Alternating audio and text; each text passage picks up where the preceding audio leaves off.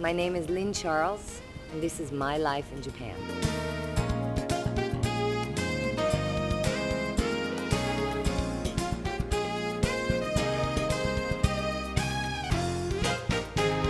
I grew up in the streets of New York, and I was a real dirty tomboy playing in the streets, football, basketball, running around. And for my 13th birthday, my mother decided it was time to become a lady, so she gave me ballet lessons for my 13th birthday. About 4 years ago, I started guesting, coming back and forth, teaching, choreographing. But about 2 years ago, I got an offer to stay here permanently. And because I have a 16-year-old son who was going in and out of school, that got really difficult. So when the offer came to stay here permanently, I took it. I sort of wanted to bring a taste of the West. I think that in America especially, dance has become so glamorous. Dancers are glamorous, their photos are glamorous, they look beautiful, they are not ashamed to be beautiful. Sometimes I have the feeling here it's a little bit very Mary Jane. Everything's sort of very, housewife Mary Jane. It doesn't have that glamour of New York City Ballet or American Ballet Theater. And they don't have a school here. Like in France, you have the Paris Opera School. In Russia, you have the Kirov School. In England, you have the Royal Ballet School. In America, you have the Balanchine School. But ballet is very young in Japan. It's only about 80 years old. And so they haven't had the time to develop a syllabus or system that's unique for Japan. So they've taken a little bit from Russia and France and America and sort of put it all together.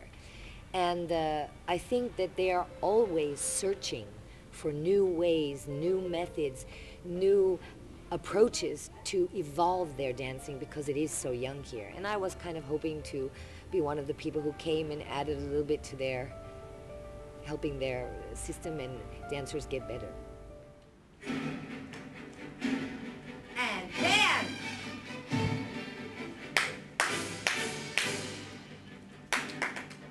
One!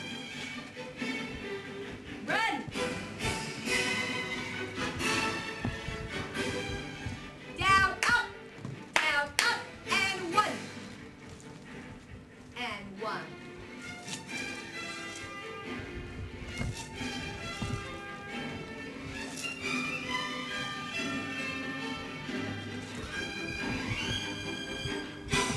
Let's see, I have 12 young girls ranging from 14 to 19. They come from many different schools.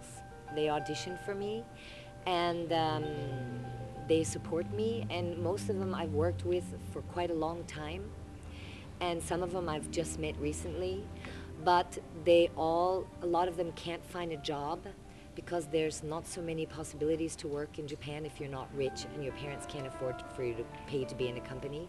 So I'm very happy to give them a job and be in this performance for free. That's the great part. They work so hard so that on stage everything is the illusion that it's so easy. That's cool.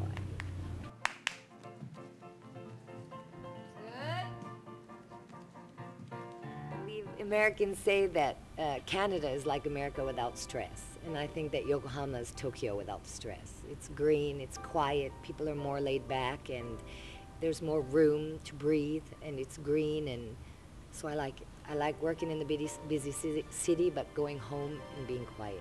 Well, this is a charity event. It's the first time there's a ballet charity event to raise money for the AIDS orphans in Africa. It's taking place this summer in Yokohama, August 20th, 21st, and 22nd at the Seishonin Center. And it's a cultural event, it's a charity event, and it's also to raise AIDS awareness in Japan, because AIDS is still sort of, talking about AIDS is still sort of taboo here.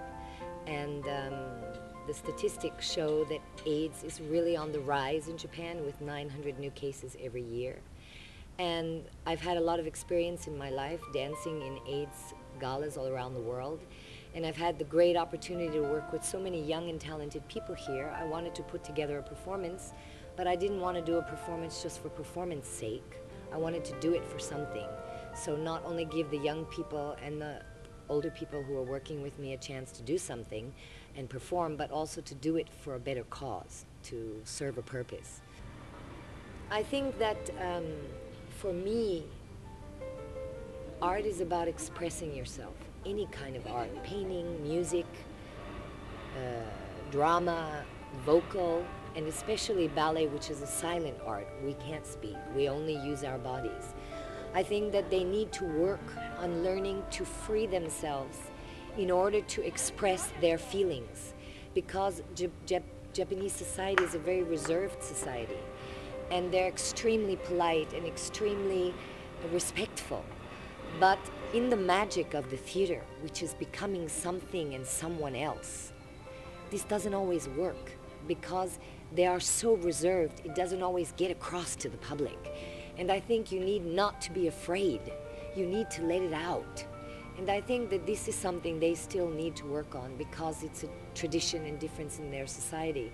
And I like to think that the girls that I work with, I try to give them the confidence in themselves to open up and be themselves and be free and not be ashamed of it.